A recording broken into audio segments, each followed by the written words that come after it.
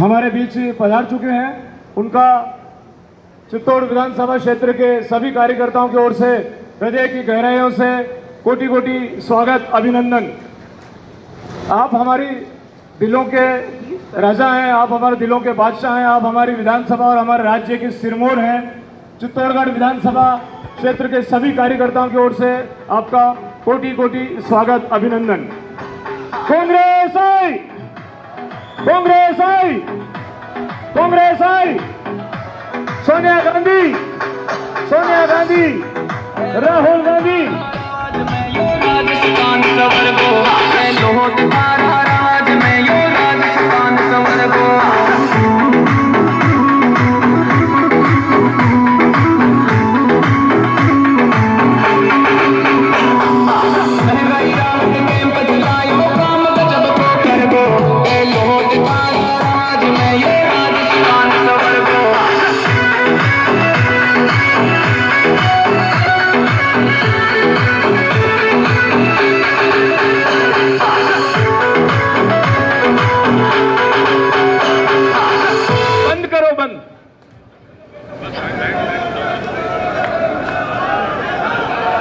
परम आदरणीय, आप सब विराजो।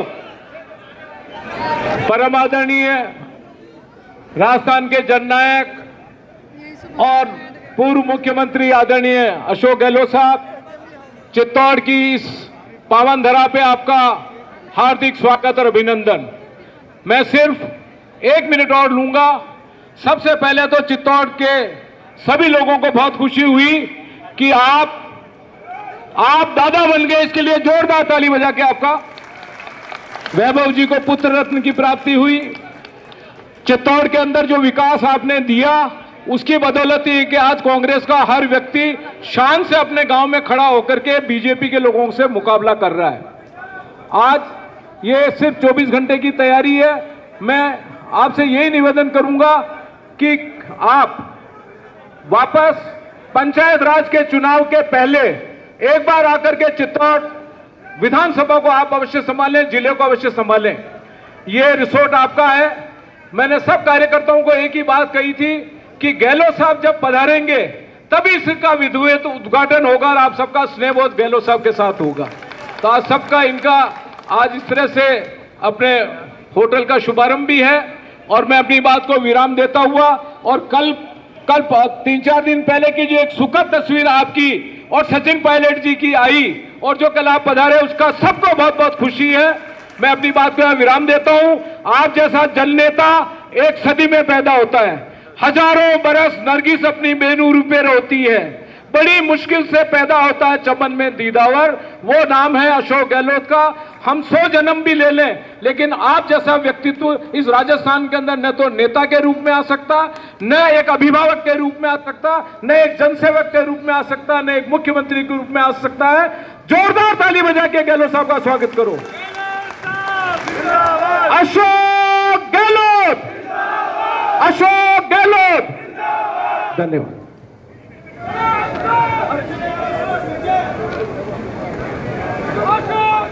श्री झालावत जी और बेवला जाट साहब जिला अध्यक्ष, बद्रीलाल जाट डेयर में चेयरमैन डेयरी, हमारे पूर्व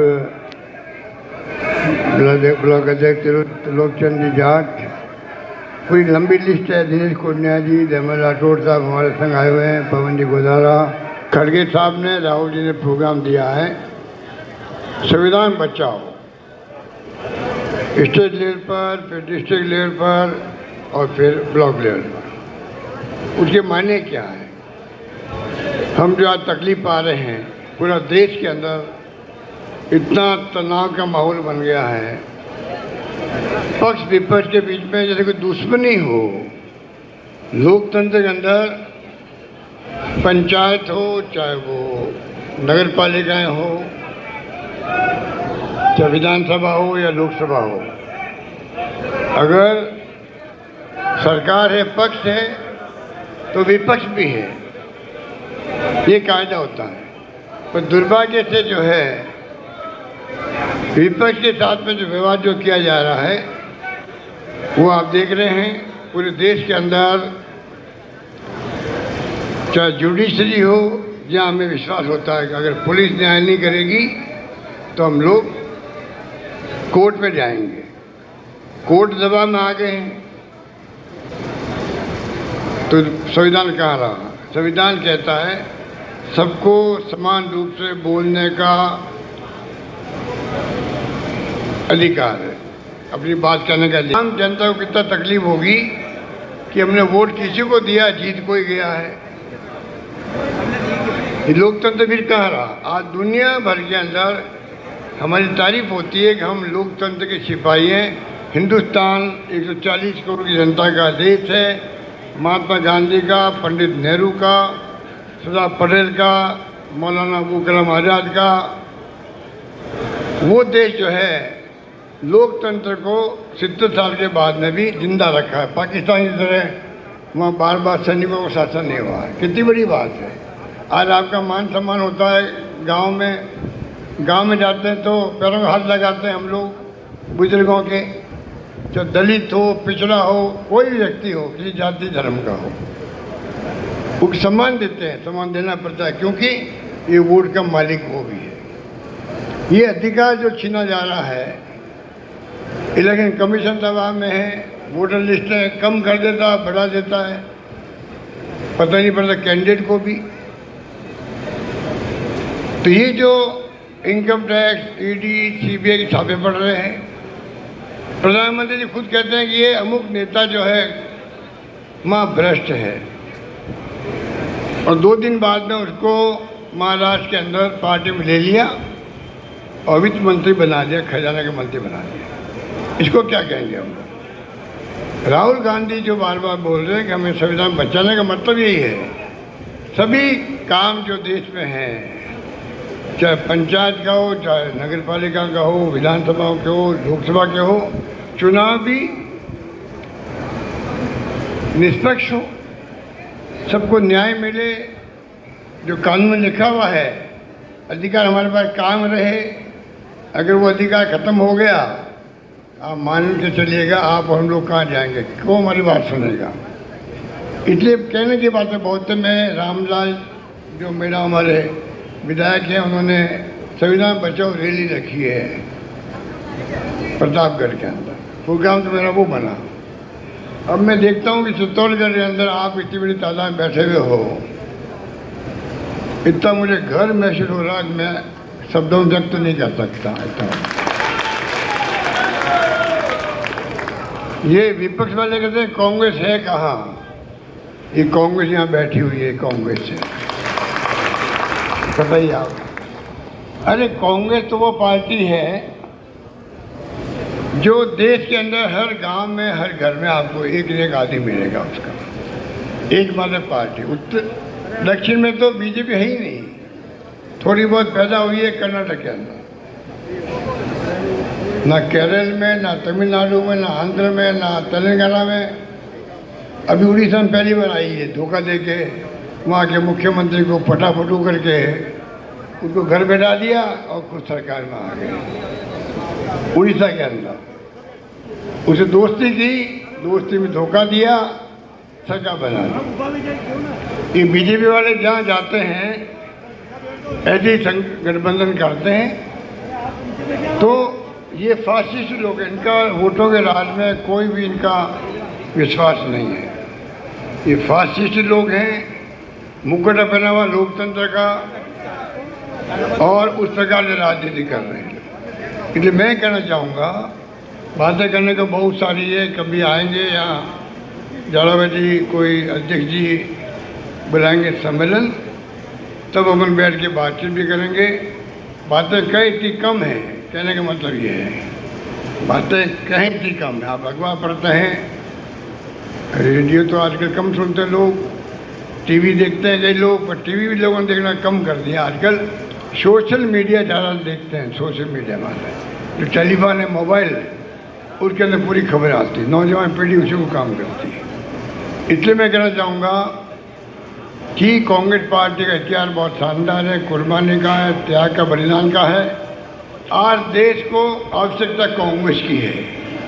चुनाव जीतना हारना एक अलग बात हो सकती है, हम कामयाब नहीं हो पाए, मोदी जी भी कामयाब नहीं हुए हैं। वो 308 से सीधा 240 पे आ गए। अपने आंध्र प्रदेश चंद्रबाबू नायडू, नीतीश कुमार की पार्टी साथ दे रही है। जब तक वो साथ देगी तब तक वो सरकार टिकी रहेगी, वरना उनकी सरकार माइनॉरिटी में आ गई है। माइनॉरिटी में बनी है, वो गठबंधन की सरकार है, तो दो मुख्य लोग उनको सेव कर रहे हैं, इसलिए सरकार टिकी हुई है। उनको भी जनता ने सबक सिखा दिया, मोदी जी खुद को भी पिछले बार। और कांग्रेस में 44 से 54 आ गए और राहुल गांधी जी बन गए नेता प्रतिपक्ष। अब राहुल गांधी बात करते हैं SC की, ST की, OBC की, EWS की। जो गरीब आदमी कोई कौम का हो, गरीब आदमी है, उसको भी 10% का आरक्षण है। राजस्थान में हमने पूरी उनको छूट दे दी है। EWS जो है उनके लिए हमने जो कई किंतु परंतु लगे हुए थे, उनको फ़ायदा मिल नहीं रहा था।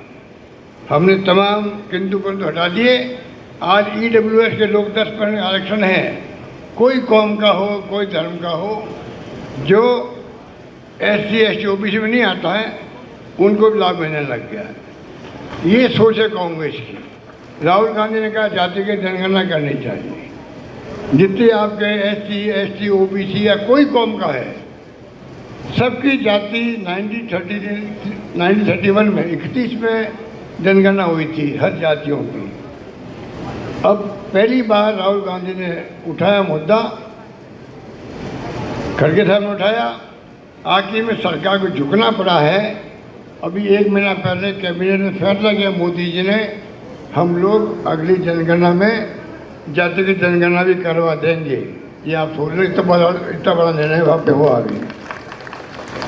अभी तो OBC वालों को पता नहीं कि राहुल गांधी हमारे लिए क्या बोल रहा है। मैं उनको कहना चाहूँगा, SC ST का तो पहले से कानून है, जनगणना में नाम आते ही आता उनका। तो अब राहुल गांधी ने जो कहा है वो बहुत क्रांतिकारी बात कही है उन्होंने, क्रांतिकारी बात कही है। जो मूल OBC वाले हैं, OBC वाले हैं, अन्य पिछड़ा वर्ग के लोग हैं, उनके लिए कहा है 50% का आरक्षण जो है वो भी हम लोग सीमा हटाना चाहते हैं। उसमें SC ST OBC कोई हो, उन सबको फ़ायदा मिलेगा। तो आज वो कौमें भी जो बहुत गरीब कौमें हैं, पिछड़ी कौमें हैं, चाहे वो दर्जी हो, सुधार हो,